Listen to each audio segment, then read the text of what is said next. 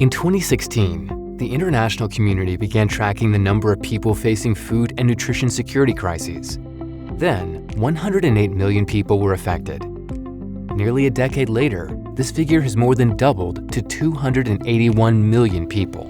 Unfortunately, this is expected to get worse. But it doesn't need to be the case. By recognizing the warning signs, we can act sooner to save more lives and protect livelihoods. However, this can be a challenge at scale.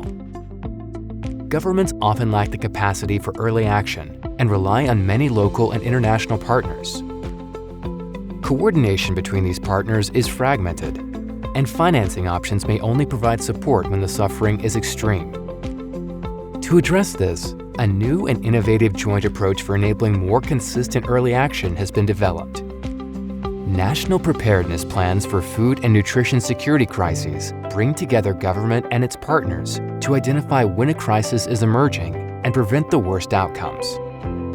First, risk reports are produced by a team of data specialists, typically led by a country's Bureau of Statistics, who make a pre-assessment on whether a crisis is emerging. This includes pioneering analysis using machine learning and AI.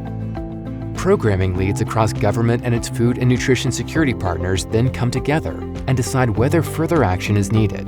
They are often coordinated by ministries of planning or finance. These meetings help defragment processes and allow for information sharing among participants. If a crisis is emerging, they develop a costed response package that can be quickly scaled.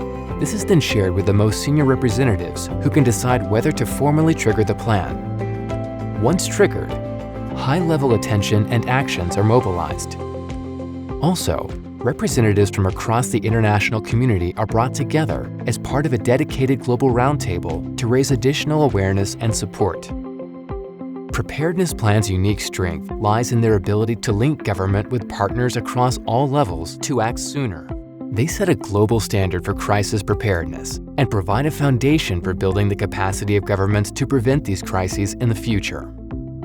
They represent a shift from an ad hoc siloed approach to a more proactive joint one for those affected by these crises. They maximize the power of financing across the international aid system to bring about early action that can save lives, protect livelihoods, and make better use of our limited resources. Join us in breaking the cycle of these crises for good.